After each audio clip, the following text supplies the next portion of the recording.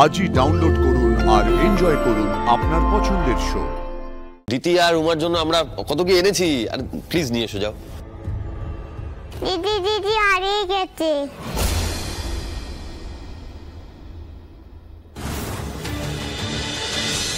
শুনুন, এমনও তো হতে পারে যে দিতি হয়তো নিজে কোথাও চলে গেছে। দিদি নিজে নিজে কেন কোথাও যাবে? আপনি দিদিকে চেনেন স্যার? দিদি একটা শান্তশিষ্ট মেয়ে, ও নিজে নিজে কেন কোথাও যেতে যাবে? আর তাছাড়া আমরা তো দিদির মায়ের কাছেই যাচ্ছিলাম এয়ারপোর্টে, তাহলে সেখান থেকে কেন পালাবে? না, আমি বলছিলাম যে ধরুন অন্য কোনো রিলেটিভের সঙ্গে দেখা হয়ে গেছে বা কোনো বন্ধু বান্ধব। আপনি কিন্তু আমার সময় নষ্ট করছেন। আচ্ছা বেশ, ও একা যায়নি, মেনে নিলাম, কিন্তু আমার একটা ছোট্ট প্রশ্ন আছে। ওকে যদি কেউ জোর করে নিয়ে যেত তাহলে তো দিতি চিৎকার করত, কিন্তু তেমন চিৎকার তো কেউ শোনেনি। ইনফ্যাক্ট ড্রাইভারও তো গাড়ির কাছেই ছিল, সেও পর্যন্ত শোনেনি। না, শোনেনি। আর তাছাড়া ম্যাডাম, আপনিও তো এতজনকে জিজ্ঞাসা করেছেন, তারাও এরকম যদি কিছু দেখতো তাহলে আপনাকে নিশ্চয়ই বলতো। আর ঘটনাটা একেবারে রাস্তার মাঝে হয়েছে, মুখে রুমাল চেপে অজ্ঞান করে নিয়ে যেতে চাইলে সেটাও নিশ্চয়ই লোকেদের চোখেই পড়বে। কি বলতে চাইছেন আপনি? আমি বলতে চাইছি যে দেখুন, আমার মনে হচ্ছে যে এরকম দিনের বেলা লোকজন ভরা এরিয়াতে একমাত্র যদি দিতি নিজে থেকে হেঁটে চলে যায় তাহলেই কারোর চোখে কিছু পড়বে না। ইনফ্যাক্ট কোনো রকম সন্দেহ কারোর হবে না। কিন্তু দিদি কেন হেঁটে হেঁটে বা অচেনা অচেনা কারোর সঙ্গে চলে যাবে? এক্স্যাক্টলি, সেটাই তো। কেন যাবে আমাদের ওইটাই খুঁজে বার করতে হবে ম্যাডাম। দেখুন, আপনি কি আদেও দিদিকে খুঁজে বার করতে পারবেন? মানে আপনি যে থিওরিতে এগোচ্ছেন, দিদি নাকি নিজে নিজে হেঁটে হেঁটে চলে গেছে, তাতে কি দিদিকে খুঁজে বের করা সম্ভব? ম্যাডাম, আমি তো এখনো থেমেই আছি, এগোইনি।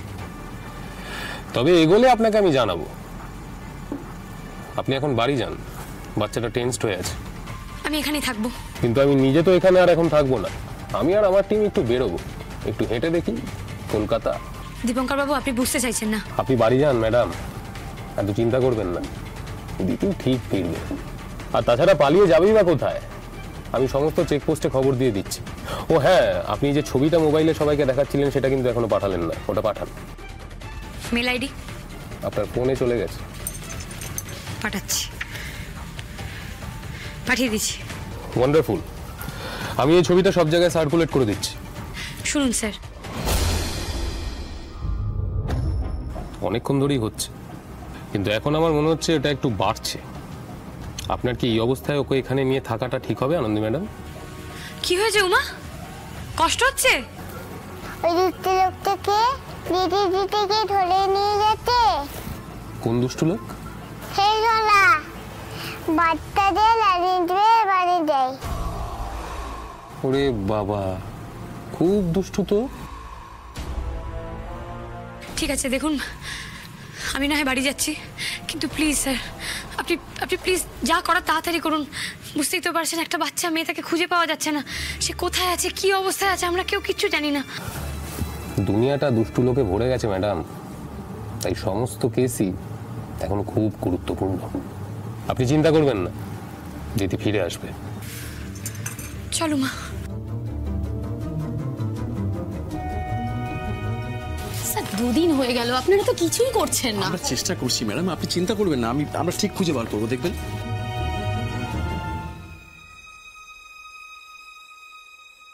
উমা, উমা, কোথায় গেলি মা? আদি, তুই চলে এসেছিস? ডক্টর সুপর্ণা, আপনি এতটা ট্রাভেল করার পরে কষ্ট করে এখানে আসতে গেলেন কেন? আপনি জানিয়ে দিলে দিদিকে আমরা নিজেরাই বাড়িতে পৌঁছে দিতাম। আসলে ম্যাডাম, দিদিকে ছেড়ে তো কোথাও কখনো যাই না, একা একা ফাঁকা বাড়িতে ঢুকতে ইচ্ছা করছে না, তাই ভাবলাম ওকে নিয়ে একেবারে বাড়িতে ঢুকবো। ওকে সারপ্রাইজ দেওয়ার জন্য ওর ফেভারিট ডলও কিনেছি। দিদি দেখলে খুব খুশি হবে, ওর হাসি মুখটা দেখার জন্যই তো ছুটতে ছুটতে চলে এলাম। ওই দেখো, তুমি ছুটতে ছুটতে দিদিকে সারপ্রাইজ দিতে এলে, আর এদিকে তোমার মেয়ে সারপ্রাইজ দিতে তোমাকে এয়ারপোর্টে গেছে আন্টির হাত ধরে।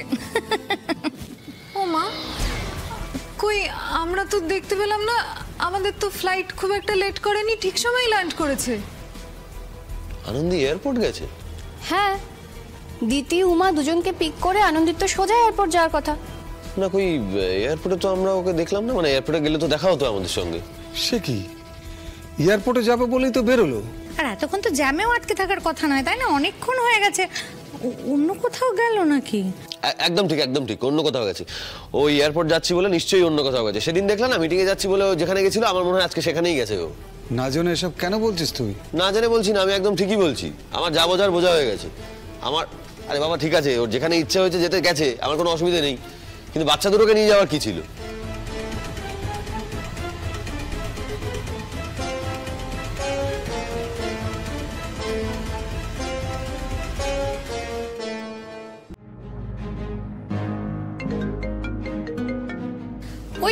ওই তো আনন্দি এসে গেছে, ফোন বাজছে।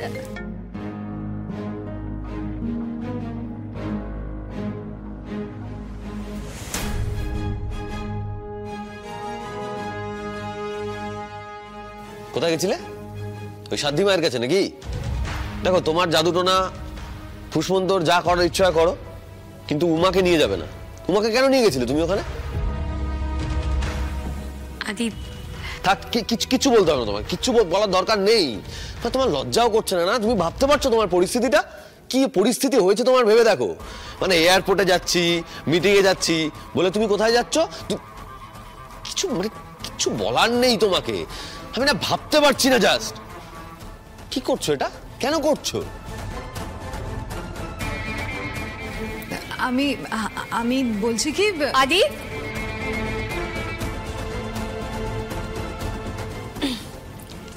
আদি তুই তো টায়ার্ড, তুই ওপরে যা, তুই একটু রেস্ট নে এখন। হ্যাঁ, আর ডক্টর সুপর্ণা আপনি এখানেই বসুন, একটু কিছু খেয়ে রেস্ট নিয়ে পরে বাড়িতে ফিরবেন, কেমন? বোধ বুদ্ধি সব লোক পেয়েছে ছেলেটার। বাইরের লোকের সামনে এইভাবে কথা বলছে আনন্দের সাথে। আনন্দি, দিতি কোথায়?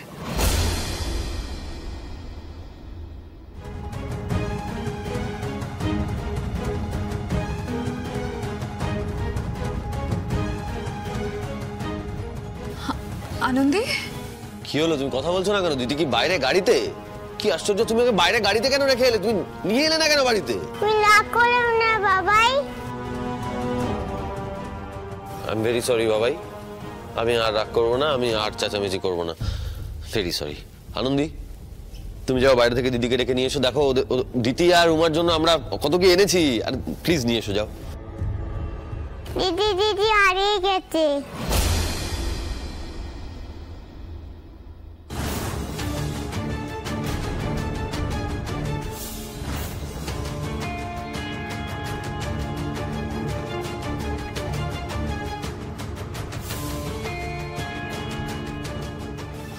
আনন্দি, উমা কি বলছে এটা?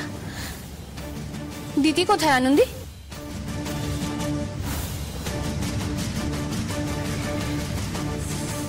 উমা ঠিকই বলছে মা, দিদিকে কোথাও খুঁজে পাচ্ছি না।